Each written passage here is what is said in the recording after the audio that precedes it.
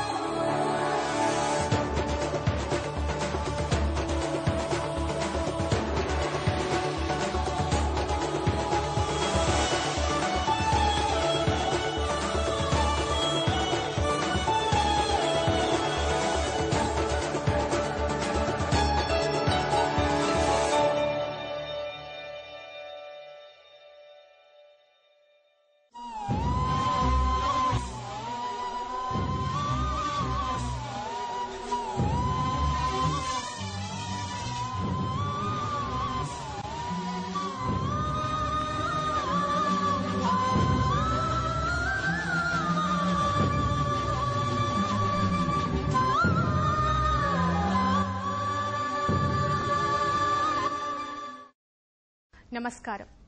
సృష్టిలో తీయనైన పదం అమ్మ. ఆ అమ్మకు దూరమై జీవనం సాగిస్తున్న అమ్మాయిలపై ప్రత్యేక కథనమే రేపటి తరానికి అమ్మ కావాలి.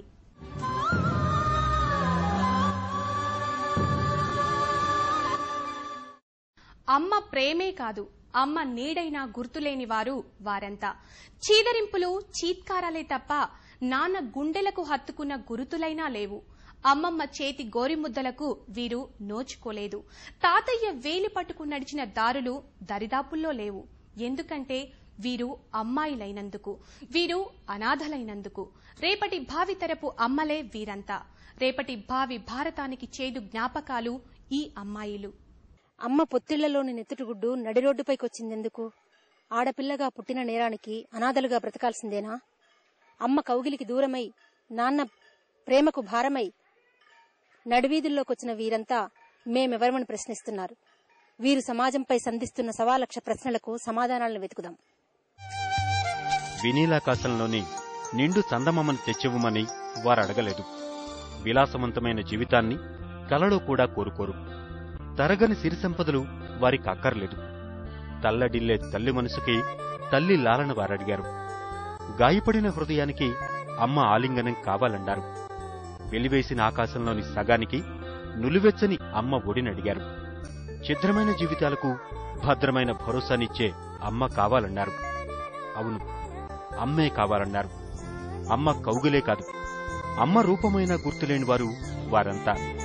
అమ్మ ఒడికే కాదు, అమ్మ నీడకు సైతం దూరం చేసిన వేల భావితరపు అమ్మలకు అమ్మ కావాలిప్పుడు. తెచ్చివ్వగలమా?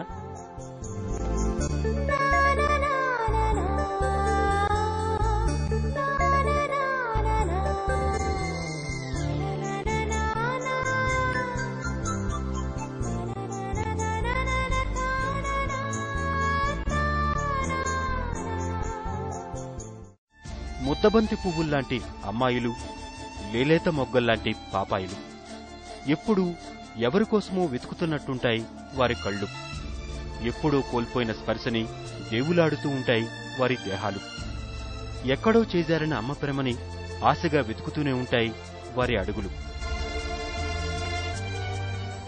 నాకు ఆ పిన్ని దగ్గరికి వెళ్ళాలంటే నేను చాలా కోపం వస్తుంది.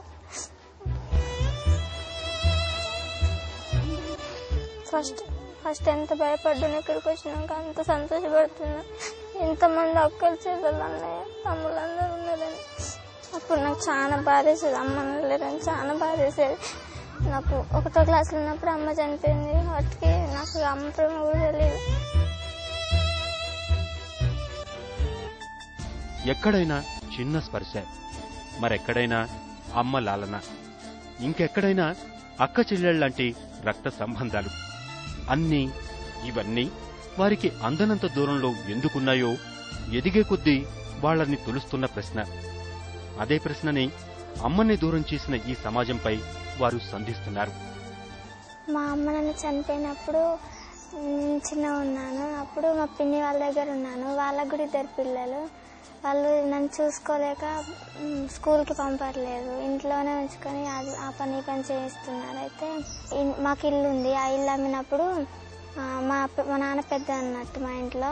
ఆ ఇల్లు అమ్మినప్పుడు మా నాన్నకు కూడా ఆస్తి వస్తుంది కదా, ఆస్తిలో నన్ను ఇంకా ఆస్తి నాకు ఇస్తారని చెప్పి మా పిన్ని హాస్టల్ని తీసుకొచ్చి మేము చదువుకుంటాం, ఈ అమ్మాయిని ఆ అమ్మాయికి వచ్చే డబ్బులు మాకు ఇస్తే ఆ అమ్మాయిని మేము పెద్ద వరకు చదువుకుంటామని చెప్పింది. ఆ డబ్బుతోని మా బాబాయ్ అన్ని ఖర్చు చేసేసాడు. చేసేసినాక ఇక మా పిన్నని చదవడం చదివించట్లేదు. ఇంకా తర్వాతకి